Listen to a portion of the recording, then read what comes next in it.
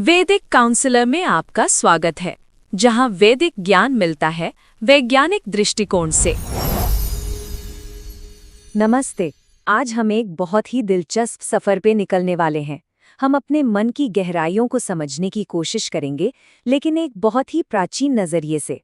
ये विश्लेषण इस बात पर है कि वैदिक ज्योतिष डिप्रेशन को आखिर देखता कैसे है।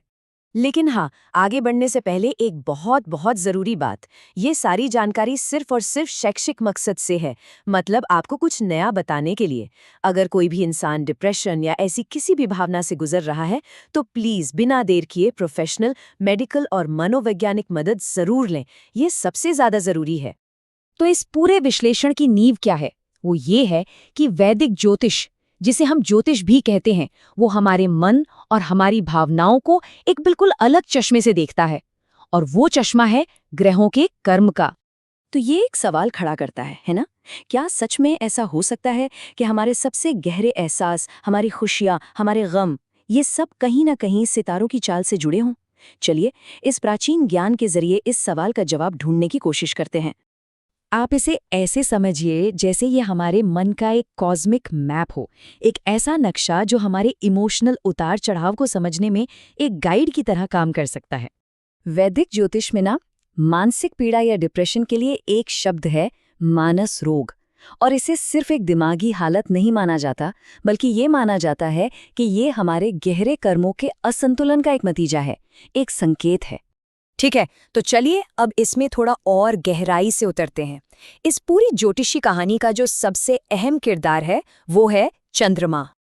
देखिए, ज्योतिष के हिसाब से चंद्रमा, जिसे चंद्र भी कहते हैं, वही हमारे मन का, हमारी इमोशनल स्टेबिलिटी का और हमारे अंदर की शांति का सबसे मुख्य कारक यानी सिग्निफिकेटर है। मतलब हमारी इमोशनल हेल्थ बहुत हद तक चंद्रमा पर ही टिकी होती है। अब यहाँ देखिए, ये एक ही सिक्के के दो पहलू की तरह है। एक तरफ अगर किसी का चंद्रमा मजबूत है, तो उसे भावनात्मक स्थिरता, मन की शांति और खुशी मिलती है। और वहीं दूसरी तरफ अगर वही चंद्रमा किसी वजह से पीड़ित या कमजोर हो जाए, तो निराशा, अकेलापन और एक लगातार उदासी की वजह बन सकता है। तो अब बात करते हैं उन खास ग्रह योगों की, उन कॉम्बिनेशंस की, जो चंद्रमा की रोशनी पर एक छाया की तरह पड़कर हमारे मन पर गहरा असर डाल सकते हैं। इसमें सबसे पहला और सबसे जाना माना है विष योग। विष का मतलब है जहर। ये योग तब बनता है जब चंद्रमा और शनि एक साथ आ जाते हैं। और जैसा कि नाम से ही जाहिर है, ये एक बहुत भारी इमोशनल बोझ को दिखाता है। जिस इंसान पर इस योग का असर होता है, उसे अक्सर एक पुरानी उदासी घेरे रहती है, एक इमोशनल खालीपन महसूस होता है और पूरी जिंदगी ये फीलिंग आ सकती है कि शायद मैं किसी काबिल नहीं हूँ। अगला है ग्रहण योग। ये तब बनता है जब मन का कारक चंद्रमा राहु के साथ आ जाता है। राहु एक छाया ग्रह है जो भ्रम पैदा करता है। तो जब ये दोनों साथ आते हैं, तो ये एक तरह का मानसिक ग्रहण लगा देते हैं। ग्रहण योग के असर से इंसान को बहुत ज्यादा चिंता, अजीब अजीब जुनूनी ख्याल और अचानक से मूड स्विंग्स का सामना करना पड़ सकता है। कई बार तो ऐसा लगता है जैसे आसपास की दुनिया असली है ही नहीं। फिर आता है केमद्रुम योग। ये एक क्लासिक योग है जो तब बनता है जब चंद्रमा कुंडली में बिल्कुल अकेला पड़ जाता है, मतलब उसके अगल बगल के घरों में कोई दूसरा ग्रह नहीं होता। इसे ज्योतिष में अकेले चंद्रमा की स्थिति कहते हैं। और इस योग का सीधा सीधा असर होता है एक गहरा अकेलापन, इमोशनल सपोर्ट की कमी और कॉन्फिडेंस का गिरना, जो बार बार डिप्रेशन की वजह बन सकता है। अच्छा, सिर्फ चंद्रमा ही नहीं, दूसरे ग्रह भी इसमें बड़ा रोल निभाते हैं। जैसे अगर बुध पीड़ित हो तो इंसान बहुत ज्यादा सोचता है, नेगेटिव बातें करता है। अगर बृहस्पति पीड़ित हो तो उम्मीद खत्म हो जाती है। कमजोर सूर्य कॉन्फिडेंस गिराता है। और कुछ खास घरों में चंद्रमा का होना एक कभी न खत्म होने वाली इमोशनल थकावट पैदा कर देता है। तो एक बार फटाफट देख लेते हैं। चंद्रमा और शनि का विष योग एक इमोशनल भारीपन लाता है। चंद्रमा और राहु का ग्रहण योग एक तरह का मानसिक अंधेरा पैदा करता है। और अकेले चंद्रमा का केमद्रुम योग एक गहरे अकेलेपन को जन्म देता है। हर कॉम्बिनेशन की एक अपनी अलग इमोशनल छाप है। ये एक बहुत गहरा सवाल है। चलिए अब इस विषय के सबसे गंभीर पहलू की तरफ बढ़ते हैं, लेकिन ये समझते हुए कि ज्योतिष सिर्फ प्रवृत्तियों की यानी टेंडेंसीज की बात करता है, किसी पत्थर की लकीर की नहीं। इस हिस्से में हम उन ज्योतिषीय संकेतों की बात करेंगे जो बहुत ज्यादा मानसिक पीड़ा की तरफ इशारा करते हैं। लेकिन प्लीज ये याद रखें कि ये सिर्फ संभावनाएं हैं, कोई आखिरी फैसला नहीं।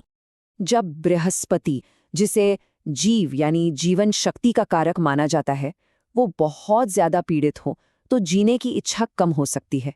चंद्रमा, राहु और शनि का एक साथ पीड़ित होना एक बर्दाश्त से बाहर मानसिक पीड़ा दे सकता है। इसी तरह कुंडली के कुछ खास घर, जैसे 5वां, 8वां या 12वां घर, अगर पीड़ित हों तो ये छिपे हुए डर और नेगेटिव सोच को बहुत बढ़ा सकते हैं। लेकिन हर कहानी के दो पहलू होते हैं। चलिए अब आगे बढ़ते हैं और देखते हैं कि ये ज्योतिष कैसे एक पूरी तस्वीर बनाता है जहां चुनौतियों के साथ साथ हमारी ताकत भी छिपी होती है।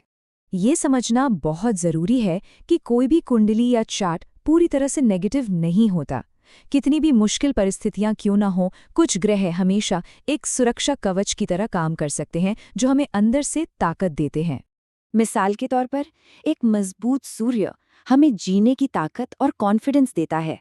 एक मजबूत बृहस्पति हमें समझदारी और उम्मीद देता है, और शुक्र के अच्छे प्रभाव हमें जिंदगी में खुशी और आनंद महसूस करने की काबिलियत देते हैं। ये हमारी ताकतें हैं जो मुश्किलों से लड़ने में मदद करती हैं। और अंत में शायद ये सबसे जरूरी बात है, ज्योतिष को एक सजा या फैसले की तरह नहीं बल्कि खुद को समझने के एक टूल की तरह देखना चाहिए। जिन ब्रह्मांडीय शक्तियों से चुनौतियां मिलती हैं, उन्हीं में उन चुनौतियों से बाहर निकलने का रास्ता भी छिपा होता है, और ये ज्ञान हमें खुद को बेहतर ढंग से समझने और आगे बढ़ने में मदद कर सकता है। वीडियो पसंद आया हो तो चैनल वैदिक काउंसलर को सब्सक्राइब जरूर करें।